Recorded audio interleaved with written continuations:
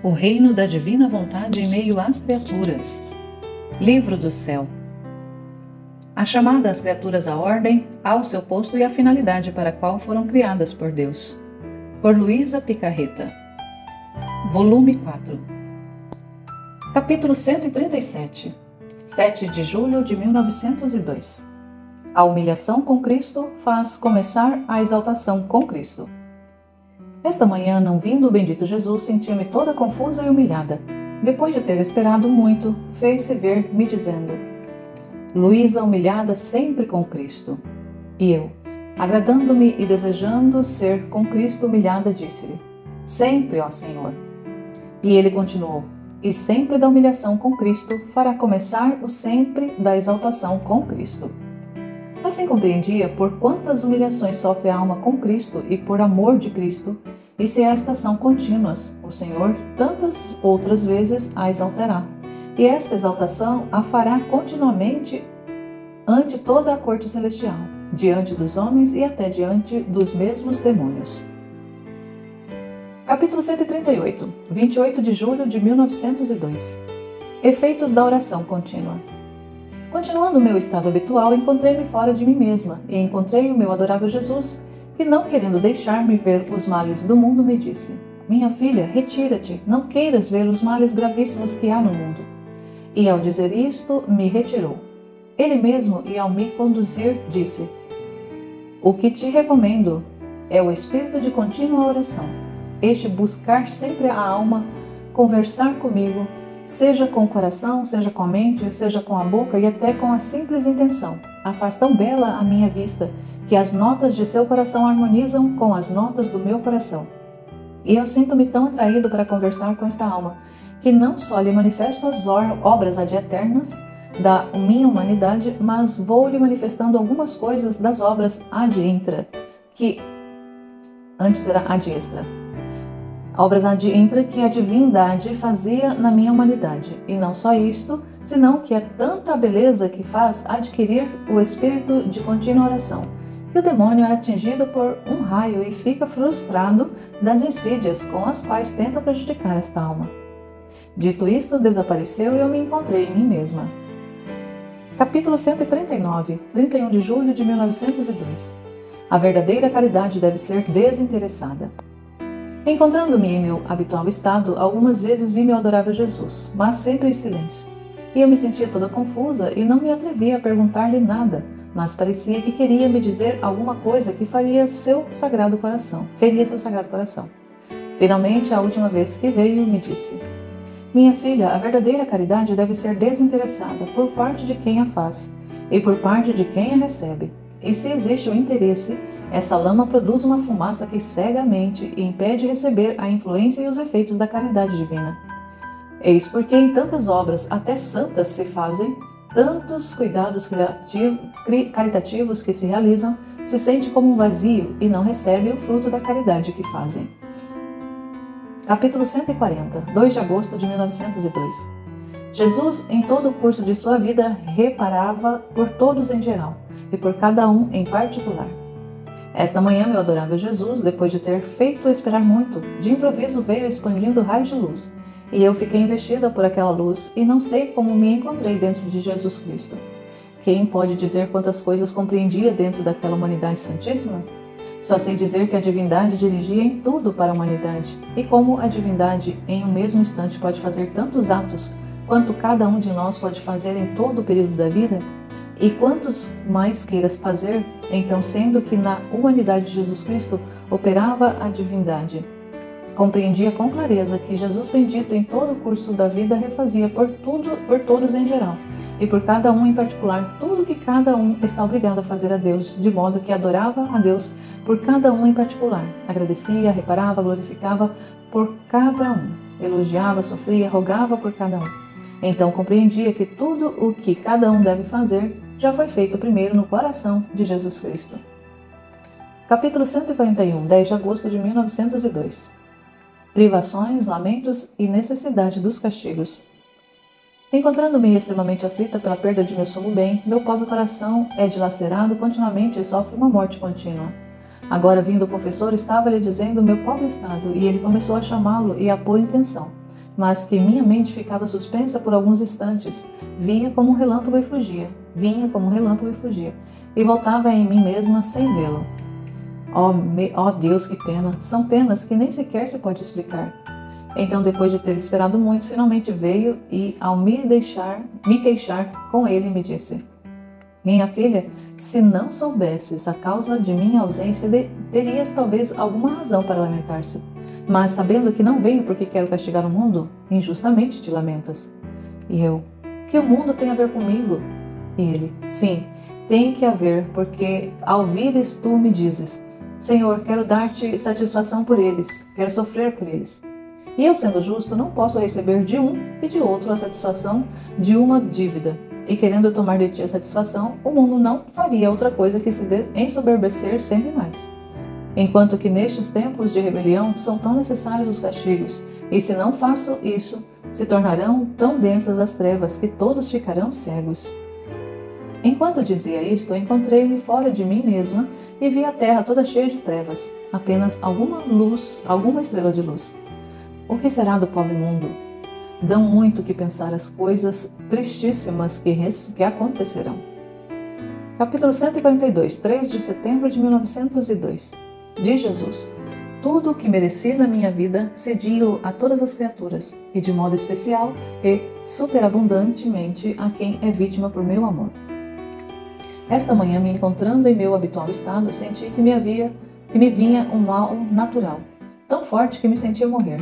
Então, temendo que pudesse passar o tempo para a eternidade, e muito mais temia porque o bendito Jesus apenas vem e ao mais como sombra, porque se viesse segundo o seu costume, eu não temeria para nada. Então, para fazer que me encontrasse em um momento, rogava ao Senhor que me cedesse o exercício de sua santa mente para satisfazer pelos males que tenha podido fazer com meus pensamentos. Seus olhos, sua boca, sua mão, seus pés, seu coração e todo o seu corpo santo para satisfazer por todos os males que tenha podido cometer e por todo o bem que devia fazer e não fiz. Enquanto isto fazia, o bendito Jesus veio vestido de festa em ato de me receber em seus braços e me disse: minha filha, tudo o que mereci, cedi-o a todas as criaturas, e de modo especial e superabundantemente a quem é vítima por amor meu. Então tudo o que queiras te entrego, não só a ti, senão a quem tu queiras. E eu, lembrando-me do confessor, disse-lhe: Senhor, se me levares, peço-te que contentes o Pai. E ele: é certo que alguma recompensa recebeu, graças à caridade que te tens, e como ele cooperou, vindo tu a mim no ambiente da eternidade, outra recompensa lhe darei. O mal aumentava sempre mais, mas me sentia feliz me encontrando no porto da eternidade. Enquanto estava nisto, o confessor veio e chamou-me à obediência. Eu teria querido calar tudo, mas ele me obrigou a dizer tudo, e saiu com o habitual estribilho de que não devo morrer por obediência. Apesar de tudo isso, o mal não cessava. Capítulo 143, 4 de setembro de 1902. O confessor pede a Jesus que não a faça morrer. Continuo me sentindo mal e, ao mesmo tempo, sentia uma inquietação por esta estranha obediência, como se não pudesse empreender o voo para o meu sumo e único bem, com a adição de que, devendo celebrar a Santa Missa, o confessor não queria dar-me a comunhão pelos contínuos vômitos que me incomodavam. Mas Jesus bendito, como o confessor me havia dito, que por obediência me fizesse tocar o estômago por Jesus Cristo, assim me veio e me tocou, e pararam os vômitos contínuos. Mas o mal não cessava, e Jesus, me vendo tão inquieta, me disse: minha filha, que fazes? Não sabes que se a morte te apanha e encontrar-te inquieta, o purgatório terá de ser tocado?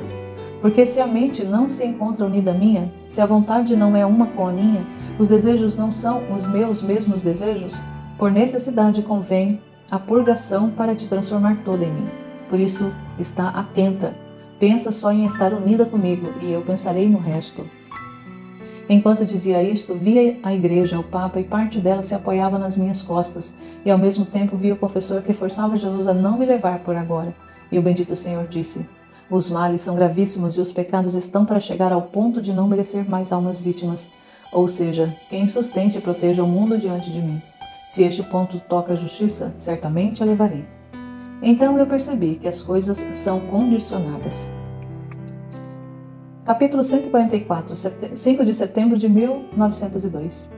Jesus Os anjos e os santos incitam-na a ir com eles. O confessor opõe-se. Continuava a sentir-me mal e o confessor continuava firme. Aliás, começava a inquietar-se porque não o obedecia no que se refere a não morrer, e pedia ao Senhor que me tirasse o sofrimento. Por outro lado, sentia-me incitada por Jesus bendito, pelos santos, pelos anjos, a ir com eles. E agora me encontrava com Jesus e agora com os cidadãos celestiais. Neste estado me sentia torturada. Eu mesma não sabia o que fazer. No entanto, permaneci tranquila, temendo que, se me levasse, não me encontrasse pronta para ir direto a Jesus. Por isso, toda me abandonava em suas mãos. Agora, enquanto me encontrava nessa situação, vi o confessor e outros que pediam para que não me fizesse morrer. E Jesus me disse: minha filha, sinto-me violentado. Não vês que não querem que eu te leves? E eu, também eu sinto violentada. Na verdade, que colocar uma pobre criatura nesta tortura valeria uma pena. E Jesus, que pena queres que lhes dê? E eu, não sabendo o que dizer diante daquela fonte de caridade inexaurível, disse: doce Senhor meu, como a santidade leva consigo o sacrifício. Faz-lhes santo, porque assim obterão o propósito de me ter com eles, e eu obterei o propósito de vê-los santos, e a pena que leva consigo a santidade. Jesus, ao ouvir-me, agradou-se e beijou-me, dizendo: brava, minha amada, soubeste escolher o que é ótimo para o seu bem e para a minha glória. Por isso, por agora deve ceder, conservando-me para outra ocasião levar-te em breve, não dando-lhes tempo de poder fazer-nos violência. Então Jesus desapareceu e eu encontrei-me em mim mesma, mitigados em grande parte os meus sofrimentos, com um novo vigor, como se tivesse renascido. Mas só Deus sabe a dor, o rasgo da minha alma. Espero que ao menos que queira aceitar a dureza deste sacrifício. Capítulo 145, 10 de setembro de 1902. As prerrogativas do amor. Acreditava que o bendito Jesus voltaria segundo o habitual, mas qual não foi meu desapontamento, porque depois de ter cedido que por agora não me levará, começou a me fazer esperar para vê-lo, e as mais das vezes como sombra e como raio. Então esta manhã, sentindo-me muito cansada e esgotada de forças pelo contínuo desejar e esperar, parece que veio e me transportando-me para fora de mim mesma, disse-me: minha filha, se estás cansada, vem ao meu coração, bebe e te recuperarás. Assim aproximei-me daquele coração divino e bebi a grande goles um leite misturado com o sangue docíssimo. Depois disso me disse: as prerrogativas do amor são 3. Amor constante, sem termo. Amor forte e amor que une junto a Deus e ao próximo. Se na alma não se descobrem estas prerrogativas, pode-se dizer que não é da qualidade do verdadeiro amor. Capítulo 146, 22 de outubro de 1902. Ameaças para a Itália. Esta manhã, por poucos instantes, veio meu adorável Jesus, todo indignado, e me disse: quando a Itália tiver bebido até ao fundo as suas fétidas sujicidades, até se afogar, tanto que se dará que está morta, então ressurgirá. Depois, estando mais calmo, acrescentou: minha filha, quando eu quero uma coisa de minhas criaturas, infundindo nelas as disposições naturais, de modo a mudar a mesma natureza, para querer a coisa que eu quero, por isso você se tranquiliza no estado em que se encontra. Dito isto, desapareceu e eu fiquei pensativa sobre o que me disse. Capítulo 147, 30 de outubro de 1902. Jesus Cristo veio unir novamente a Deus e ao homem. Esta manhã, encontrando-me num mar de aflição e de lágrimas pelo abandono total de meu sumo bem, enquanto me sentia consumida pela dor, senti perder a mente e vi Jesus bendito que me sustentava a testa com sua mão. E como uma luz me continha dentro muitas palavras de verdade, e eu apenas recordo isto: que nossa humanidade, desatando o nó da obediência que Deus havia feito entre ele e a criatura, se dispersou, e Jesus Cristo, tomando a natureza humana e fazendo-se nossa cabeça, veio a reunir a humanidade dispersa e, com a sua obediência ao querer do Pai, veio unir outra vez, mas esta união indissolúvel é mais reforçada à medida da nossa obediência aos quereres divinos. Depois disto, não vi mais o meu amado Jesus, retirando-se junto com ele à luz. Capítulo 148, 1 de novembro de 1902.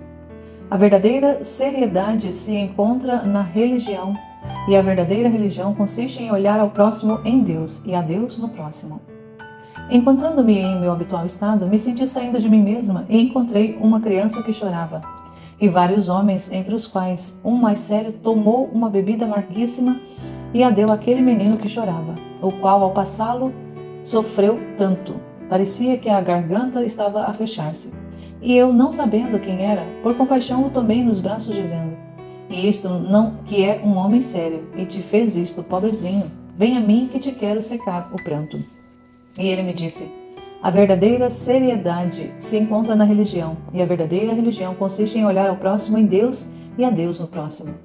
Depois, aproximando-se ao ouvido, tanto que seus lábios me tocavam e sua voz ressoava dentro de mim, acrescentou: A palavra religião para o mundo é palavra ridícula, e parece que não vale nada, mas diante de mim cada palavra que pertence à religião é uma virtude de valor infinito, tanto que me serve de palavra para propagar a fé em todo o universo. E quem nisto se exercita me serve de boca para manifestar às criaturas a minha vontade. Enquanto dizia isto, compreendia muito bem que era Jesus, ao ouvir sua voz clara, que há tanto tempo não ouvia. Sentia-me ressurgir da morte à vida, e estava esperando que terminasse de falar, pois devia lhe dizer minhas extremas necessidades. Mas o que não apenas terminei de ouvir, sua voz desapareceu, e eu fiquei desconsolada e aflita.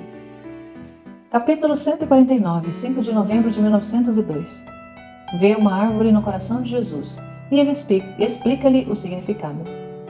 Esta manhã, o meu adorável Jesus fazia-se ver dentro de mim, e parecia que tinha uma árvore plantada no coração, e tão enraizada que parecia que as raízes brotavam da ponta do coração. Em suma, parecia nascido junto com a sua própria natureza.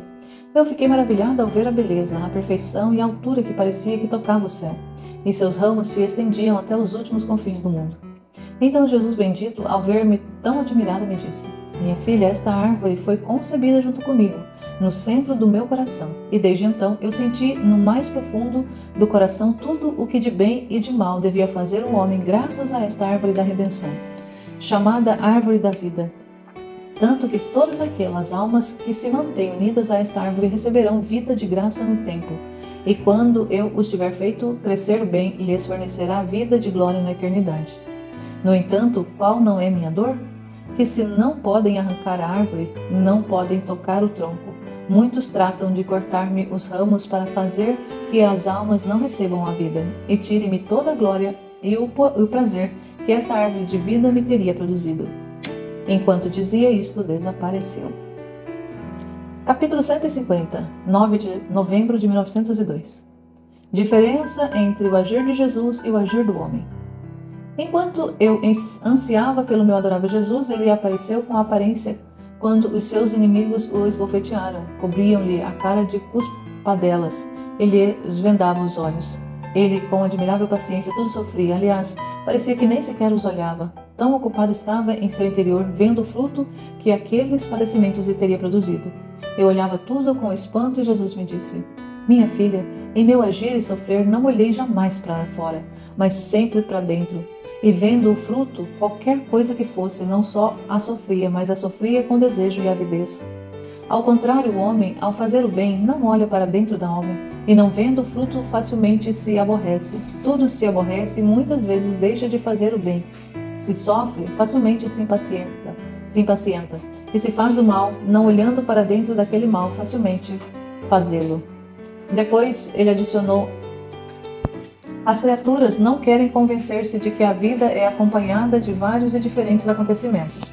Agora sofrimentos e agora consolações. E são as plantas, as flores que dão o exemplo, como estar submetidas aos ventos, nevadas, granizadas e calores. Capítulo 151, 16 de novembro de 1902. A palavra de Deus é alegria. O confessor lhe disse que Monsenhor ordenava que por nenhum motivo deveria vir mais o sacerdote para fazê-la sair de seu habitual estado. Esta noite passei-a muito angustiada. Via o confessor com a atitude de me dar proibições e ordens. O bendito Jesus por pouco tempo veio e só me disse: Minha filha, a palavra de Deus é alegria, e quem a escuta e não a faz frutificar com as obras, lhe põe uma tinta negra e a enlameia. Então, sentindo-me muito sofredora, tentei não prestar atenção ao que via, e encontrando-me neste estado, veio o confessor me dizendo que Monsenhor ordenava que por nenhum motivo devia vir mais o sacerdote e me fazer sair de meu habitual estado, senão que por mim mesma devia sair dele, coisa que durante 18 anos jamais pude obter, por mais lágrimas e orações, votos e promessas que tenha feito ao Altíssimo, porque confesso diante de Deus que tudo o que pude passar de sofrimentos não foram para mim verdadeiras cruzes, mas gostos e graças de Deus, e a única e verdadeira cruz para mim foi a vinda do sacerdote. Então, conhecendo por tantos anos de experiência a impossibilidade do êxito, meu coração era dilacerado pelo temor de não poder obedecer, não fazendo outra coisa que derramar lágrimas amarguíssimas, rogando a Deus, que é o único que observa o fundo do coração, que tivesse piedade da minha situação em que me encontrava. Enquanto rezava chorando, vi um raio de luz e uma voz que dizia: minha filha, para fazer que sou eu, obedecerei a ele, e depois de ter dado provas de obediência, ele me obedecerá a mim. E dizendo eu: Senhor, temo muito não poder obedecer. Ele adicionou: a obediência desata e encadeia, e como é cadeia, ata ao querer divino, com o humano, e deles forma um só. De modo que a alma não opera com o poder de sua vontade, senão que o poder da vontade divina. E, ademais, não será você a que obedecerá, senão eu que obedecerei em ti. Depois, todo aflito, acrescentou: minha filha, não te dizia que te ter neste estado de vítima é começar a devastação da Itália, me é quase impossível? Então eu fiquei um pouco mais tranquila, mas não sabia em que modo devia realizar-se esta obediência. Capítulo 152, 17 de novembro de 1902. Impossibilidade de perder os sentidos. É decreto da vontade de Deus servir-se do sacerdote para recuperá-la do estado de sofrimento. Sendo a hora de ser surpreendida por meu habitual estado, com grande amargura mas amargura tal que semelhante não sentia em minha vida. Minha mente não sabia mais perder os sentidos. E minha vida, meu tesouro, aquele que formava todo o meu gosto, meu todo amável Jesus, não vinha. Tratava de me recolher por quanto podia, mas sentia tão desperta minha mente que não podia perder os sentidos, nem dormir. Por isso não fazia outra coisa que tirar o freio das lágrimas. Fazia o que podia para seguir em meu interior, o que fazia no estado de perda dos sentidos. E uma por uma recordava os ensinamentos, as palavras, do modo como devia estar sempre unida com ele. E estas eram tantas flechas que feriam meu coração acerbamente, dizendo-me: ai, depois de 15 anos que o viste cada dia, quanto mais, quanto menos, quando 3 ou 4 vezes, e quando uma, quando te faltou, e quando te falou e quando em silêncio, mas sempre o viste. Mas agora o perdeste, não o vês mais, não ouves mais sua voz, doce e suave, para ti tudo acabou. E meu pobre coração se enchia tanto de amarguras e de dor, que posso dizer que meu pão era a dor, e minha bebida as lágrimas, e não saciava, estava delas que nem uma gota de água entrava na minha garganta. E isto se acrescentava a outro espinho, que muitas vezes tinha dito a meu amável Jesus: quanto temo que este estado seja toda fantasia minha, que seja fingimento. E ele me dizia: tira estes temores, depois verás que virão dias que, a custo de qualquer esforço e sacrifício que quererás fazer para perder os sentidos, não o poderás fazer. Apesar de tudo isto, sentia calma em meu interior, porque ao menos obedecia, se me custava a vida. De ontem acreditava que assim deviam continuar as coisas, convencendo-me de que o Senhor, como não me queria mais naquele estado, tinha se servido do Monsenhor para me dar essa obediência. Então, depois de ter passado 2 dias, a noite, e eu me dispunha a fazer adoração ao crucificado, e um raio de luz se fazia ante minha mente, me sentia abrir o coração, e uma voz me dizia: por poucos dias te terei suspensa, e depois te farei cair de novo. E eu: Senhor, faz-me ars tudo voltar a mim, se me fizeres cair. E a voz: não é decreto de minha vontade servir-me da obra do sacerdote para fazer-te recuperar desse estado de sofrimento. E se querem saber o porquê, que venham a mim perguntar-me. Minha sabedoria é incompreensível e tem muitos modos inusitados para a salvação das almas. E se bem incompreensível, se querem encontrar a razão, vão ao fundo, que a acharão, clara como o sol. Minha justiça é como uma nuvem carregada de granizo, trovões e flechas, e em você encontravam dique para não descarregar sobre os povos. Por isso não querem antecipar o tempo de minha ira. E eu, só para mim estava reservado este castigo, sem esperança de ser libertada. Fizeste tantas graças às demais almas, sofreram tanto por amor vosso, porém não tinham necessidade de nenhuma obra de sacerdote. E a voz continuou: serás libertada, não agora, mas quando começarem os estragos na Itália.